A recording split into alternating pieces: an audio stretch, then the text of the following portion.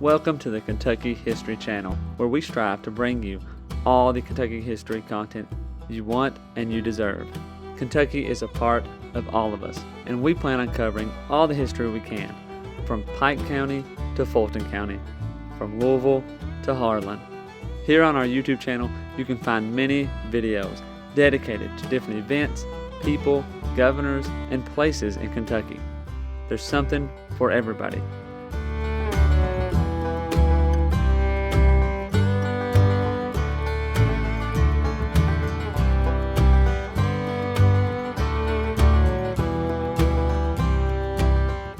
While you're here, if you like the channel, hit the subscribe button and the notification button so you get notified anytime new Kentucky history is available. And if you want to support the channel, we have a Patreon page as well, or patreon.com/KYHistoryPod. Welcome back to the Kentucky History Podcast. I'm your host, Jameson Cable, and I got another great Kentucky history episode here. We're excited to have TJ Hensly with us. He's joined us to talk, well, he's a Kentucky native, and he's joining us to talk about his thesis, Peace, Honor, and Human Dignity, how new labor deal law changed Eastern Kentucky, and how it can do so again. And also, he's the host of Appalachian Fireside Podcast. TJ, thanks for joining us. Jameson, thank you for having me. I appreciate it. Well, I always like to ask the guests first off, tell us about your Kentucky connection and so forth, which you got a good one. Sure. Well, I was born and raised in Harlan County in Eastern Kentucky. I tell folks, specifically not from Kentucky or not from that area of Kentucky, that it's as far southeast as you can get in the state without hitting Tennessee or Virginia. I can literally see Virginia, Lee County from my front porch, and my friends in Bell County argue with me on the Tennessee point, but they're not here, so they can't stop me. Exactly.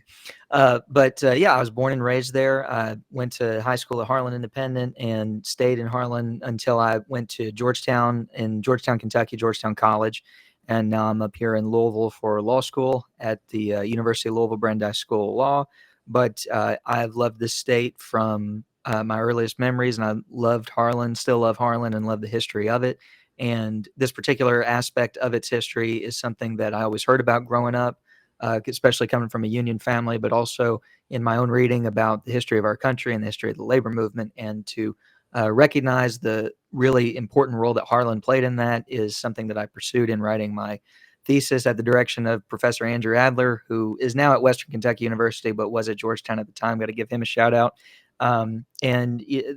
I just learned so much that I didn't know already, but also expanded on what I did know in writing this thesis. And I'm happy to talk about the story. I feel that it needs to be preserved for its importance, and also because we want to make sure for folks from Harlan County, but across Kentucky, that we recognize this important chapter of our story and all the good that came out of it for working folks in Eastern Kentucky and across the country, really.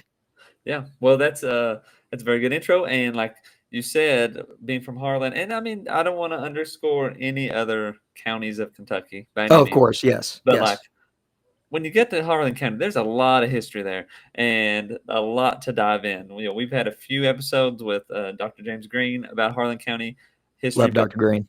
You could have, I don't know, hundreds of episodes about at least of Harlan County and other counties as well. But I guess Harlan sometimes gets that spotlight put on them, especially during the time period we're talking about here.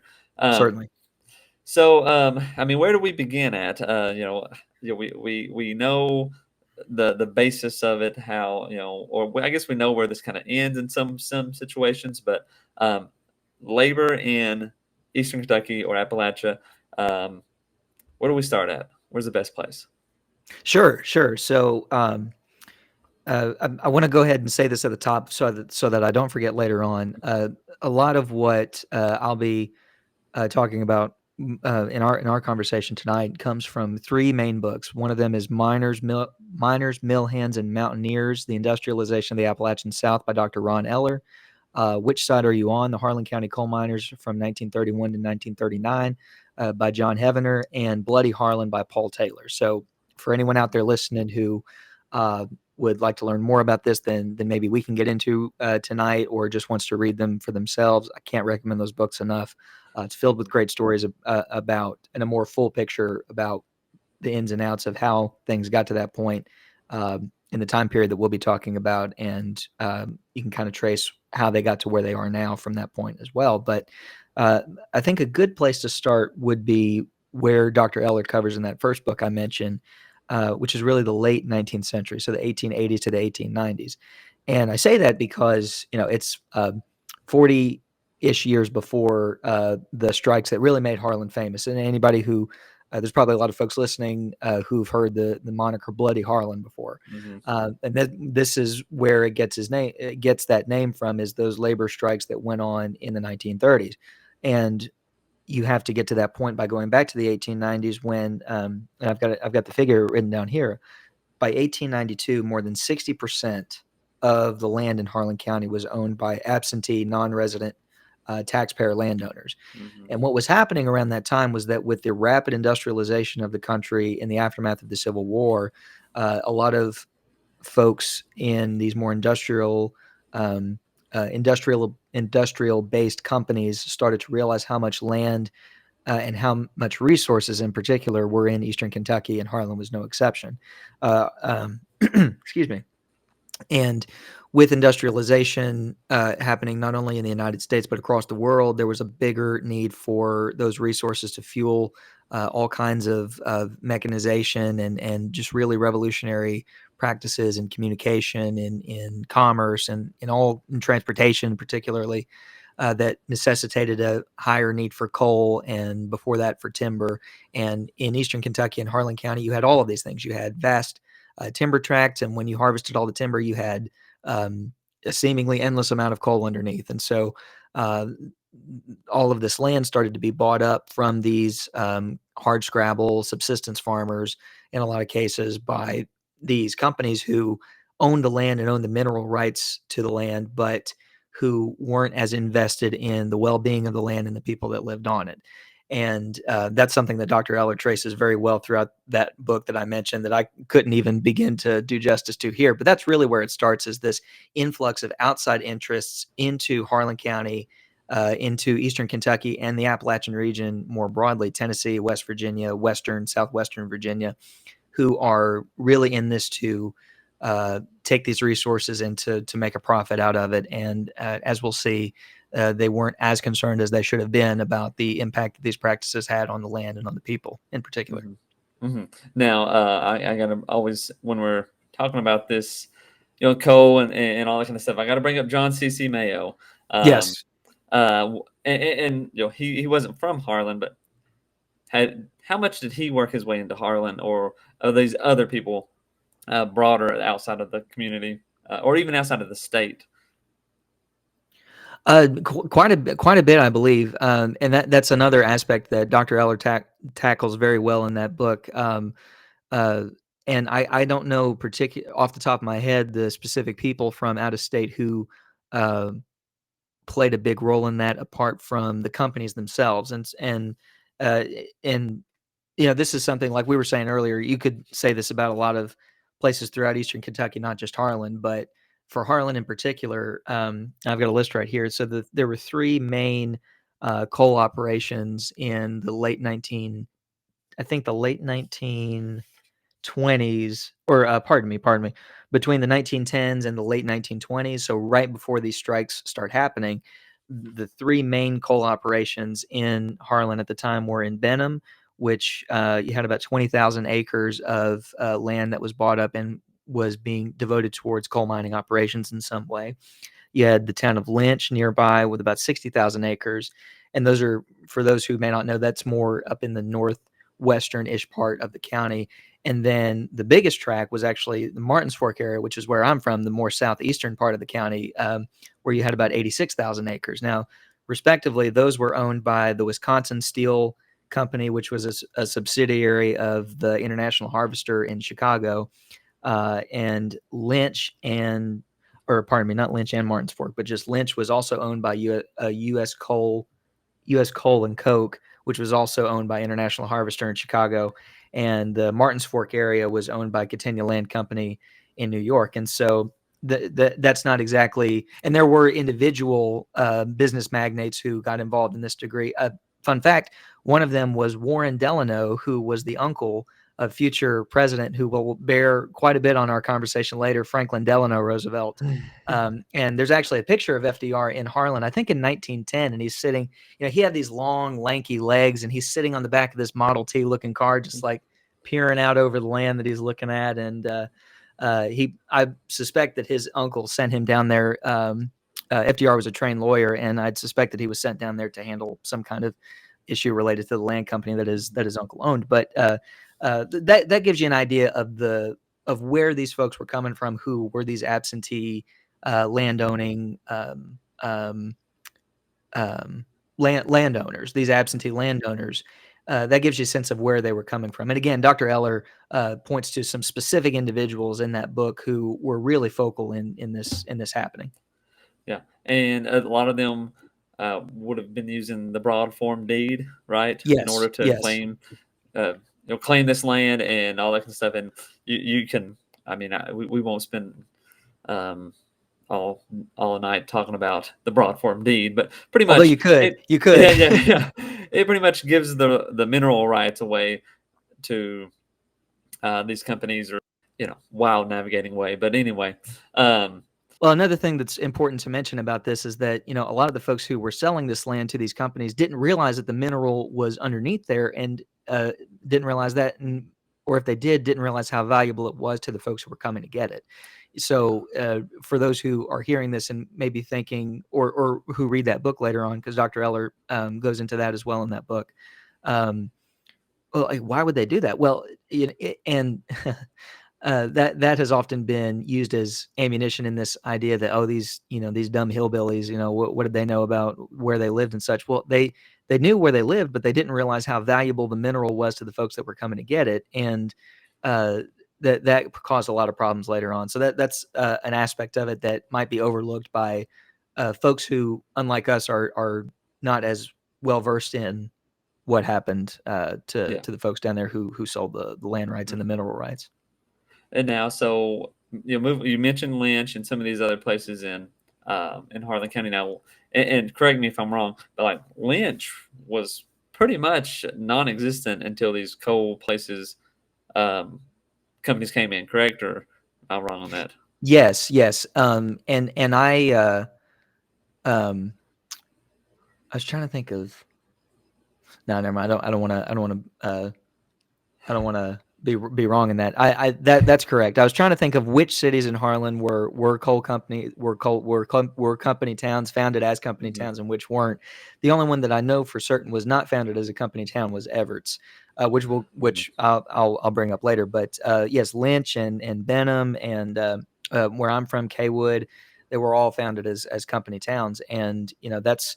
And I meant to go back and listen to a few of your episodes with Dr. Green and some others to see if this is something that you've discussed on the show before. But even if it's worth bringing it up again for a more full context of our discussion. These towns were owned, operated, every single aspect by the company. The school, the churches, the stores, the doctors, whatever entertainment venues were there, if you had any, a theater or what have you. They were all owned and operated by the coal companies that already employed these men. So it basically was a level of social and economic control that is hard for us in this day and age to really grapple with, only because of how foreign it is to, we certainly know what it's like to be, jerked around by corporations with the way that we go about our lives as consumers. But, to wake up in a company house, to go to work for a company in a company mine, to go to the grocery where you can only pay in company script, not money, but company script, and then to go to a church built by the company. I mean, it's mind-boggling in the sense that it's so different from how we are now, but it just gives you some idea of the kind of control over every single aspect of the lives of these miners and their families that the corporations, that the coal companies in particular exercised. It's really quite something else. Yeah, and it really well, like, I mean, there's no better way to say it, but like, it really kind of blows your mind to say, okay, you pretty much are owned by the company in a sense that everything you do is company, Yes. and it really kind of helps you understand why this might end up being a problem. Why this might not work Right. out. Yeah, But absolutely. Absolutely. Well, yeah. and another thing I wanted to mention about Lynch, before we get too far away from it, it is, and I haven't read this book yet, but Dr. William Turner wrote a book recently called The Harlan Renaissance. I believe the subtitle is "Story of Black Life in Appalachian Coal Towns," and a lot of that centers around Lynch, which had a majority African American population Hmm. in that area. And I think Benham may have as well, but they're quite close to each other. But I just wanted to plug that real quick for folks who Hmm. are interested in that aspect of Harlan's story, to go and find that book as well. Yeah. And as these companies begin to take off and the coal mining it begins, the population there before was not big enough to hold all Right. or produce all this stuff. So people start coming to Harlan. Um, I mean, a lot. I mean, immigrants, everybody starts coming to Harlan, and kind of for the time changes the demographic big time. Yes, yeah, it absolutely does. And I was trying to hunt down the actual percentage-wise figures on that demographic change, but to precede that a little bit, in 1914, oh, sorry, that's coal production. I had all these. I'm usually not this organized. I usually am rambling quite a bit, so I'm out of my herb here. But at one point after, um, so the first coal is shipped out of Harlan County in 1911. At that point, just 3 years later, in 1914, production reached more than 1,000,000 tons per year. And so that gives you an idea of the kind of massive jump in production that necessitated this increase in population. And again, this demographic change is something that Dr. Eller covers quite well in that first book I mentioned. But you just had scores of folks from this is actually how you end up with the majority African American population in towns like Benham and Lynch, is that you have folks who are brought up from the deep South, from Mississippi and Alabama and Georgia, who are brought up by these companies and told, "Hey, we have a job waiting for you in Southeast Kentucky if you're willing to make the move." And you know, even though we're not in the throes of the Great Depression yet, you're still at a time when, particularly for folks who were suffering from the evils of segregation and racism and Jim Crow in the Deep South, and also they didn't escape it entirely in Harlan either, or other parts of Kentucky. Anything that they could find to provide for themselves and their families, they would take it. And so, the same was true of folks coming in from Southern Europe. There were quite a lot of Italians who were Mhm. employed in Harlan in particular, and I'm sure that's true of other places. And I've heard also in other parts of Southeast Kentucky that you had a lot of folks from the Middle East who were employed in these coal mines. And so uh, the the demographic change is really something else in the fact of, for as long as most folks could remember, that you only have one kind of person that lived in these counties. And so it is quite astonishing, especially given how it wasn't as easy. Well, I don't even know if you could say it's easy nowadays to move from one place to another, but imagine how much harder it was back in the start of the 20th century. Yeah. So it's really something else.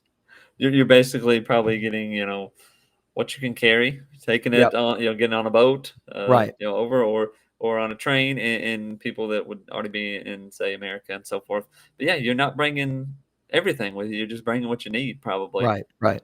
And that's probably safe to assume, a lot of those workers were probably lower on the economic pole as well, and probably didn't Yes. have as much either. Right.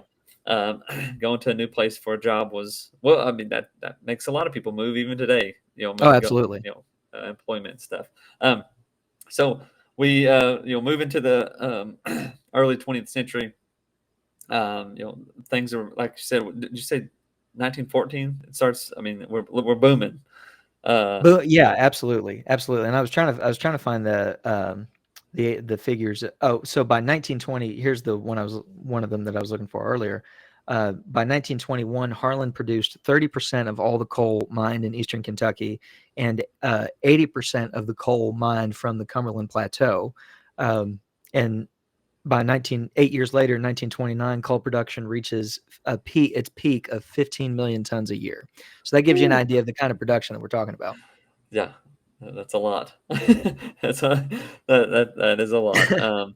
And I know that, I know now that those numbers are not nearly as nowhere near that, but and it continues. I'm trying to think. I don't want to get too far ahead of us because we did do an episode once about, like, just coal in general, but Right. um, it's a pretty high arch, but then it kind of plateaus out and then uh, begins to decrease over the 20th century there. Um, so what is, we said this already. The uh, coal companies pretty much own, operate everything. Um, and sort of the labor issues. What is the first, or what's the one that's going to get everything started? I guess, as far as the labor issues, what's people's biggest problem?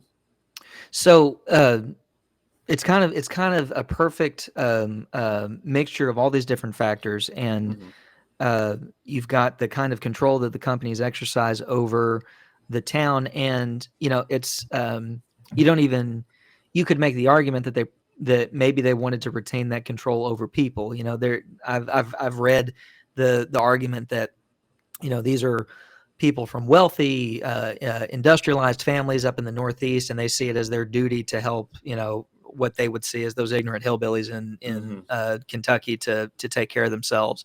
And I don't know how true that is. I wouldn't be surprised if it were true, but you don't even have to go that far. They at the very least wanted to retain control over this just huge engine of economic prosperity that they were able to get as the owners of these companies, especially at this time when industrialization at first led to this huge boom in coal production and the riches that came from it.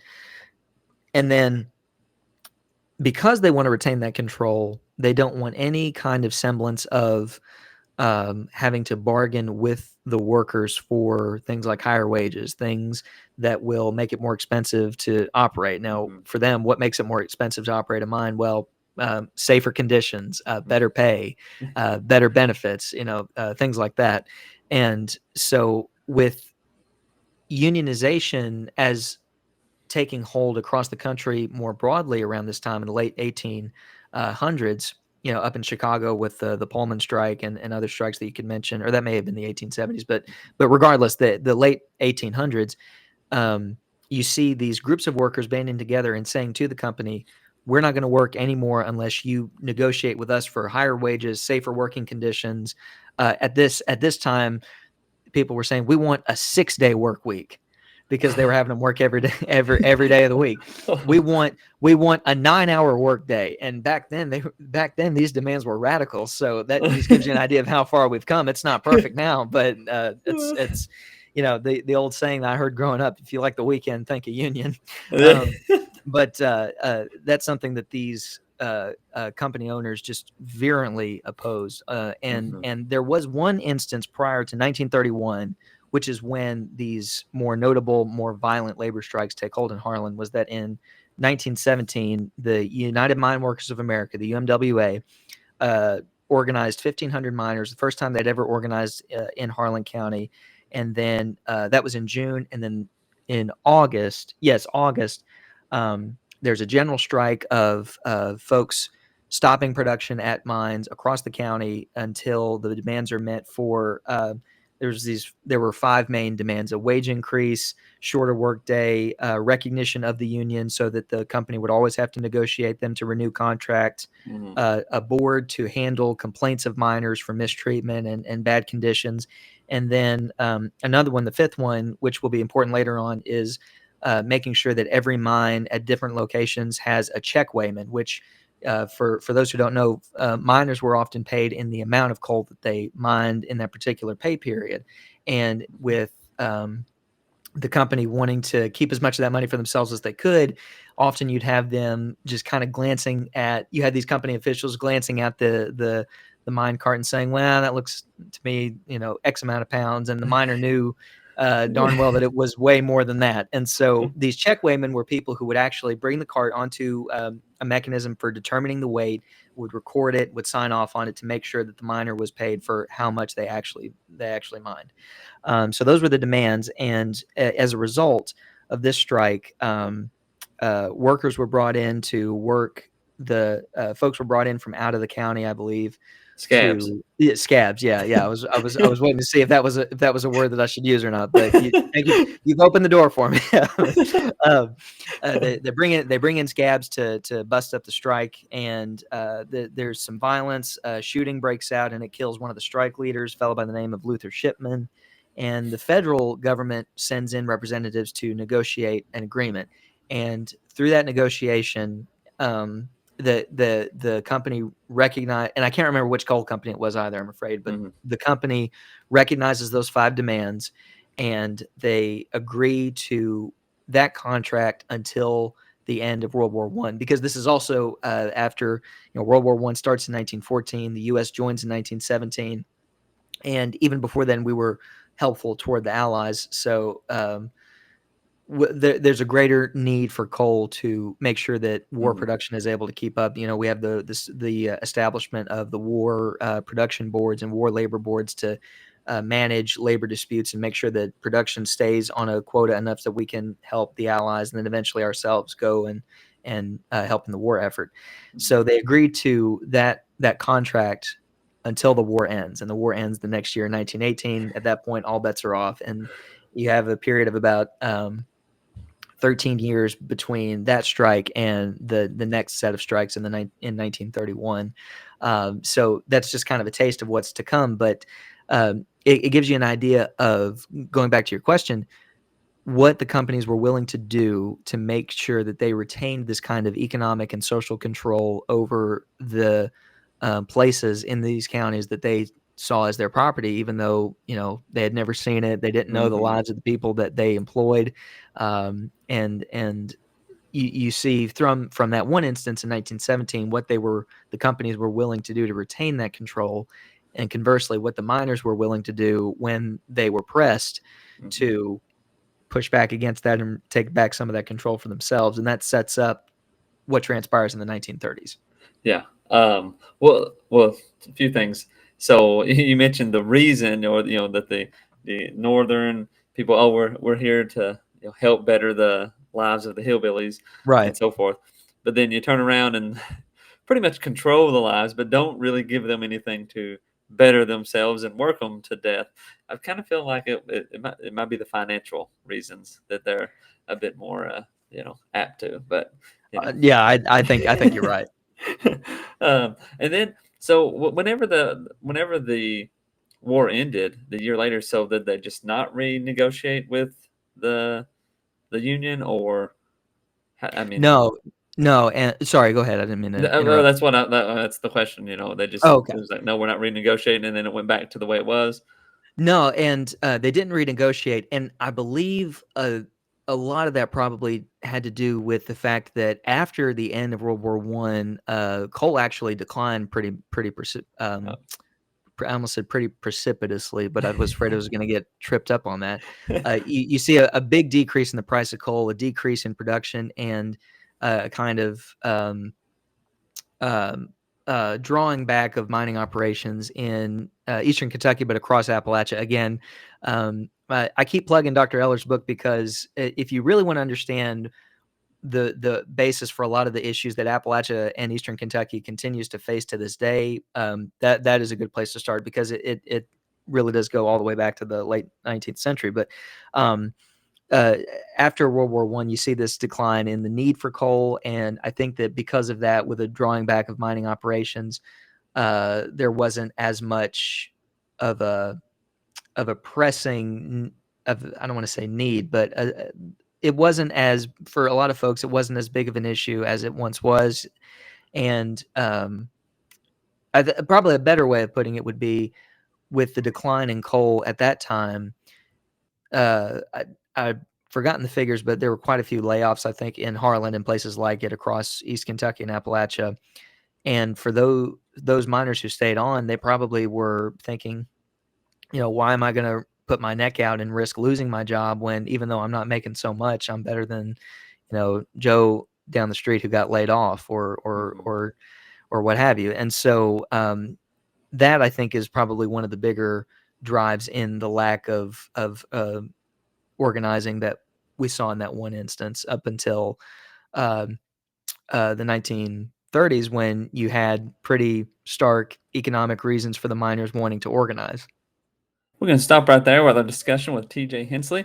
Thank you all for listening. We'll see you next time. Welcome to the Kentucky History Channel, where we strive to bring you all the Kentucky history content you want and you deserve. Kentucky is a part of all of us, and we plan on covering all the history we can, from Pike County to Fulton County, from Louisville to Harlan. Here on our YouTube channel, you can find many videos dedicated to different events, people, governors, and places in Kentucky. There's something for everybody.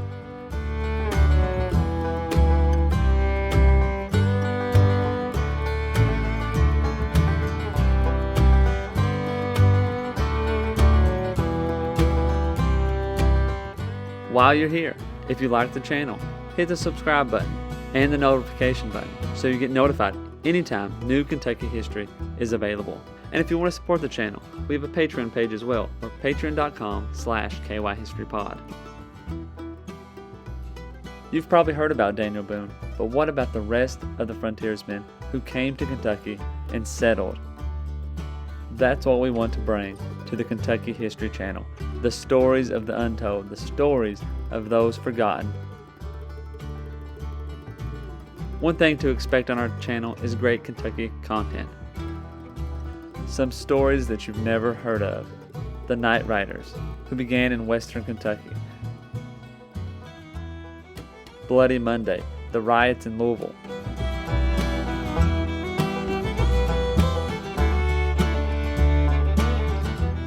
The assassination of Governor Goebel, the only governor ever assassinated in the United States. Stories from all over Kentucky, stories that are unforgettable once you've heard them. You can find out who counties in Kentucky are named after and how your county got started. From beginning to end, we plan to document every county in Kentucky, all 120. Reach out to us on all of our social media platforms. Twitter, Facebook, and Instagram, and also leave a comment on one of our YouTube videos. You can also check out our podcast episodes. You can subscribe to our podcast on Apple Podcasts, Spotify, iHeartRadio, and many more.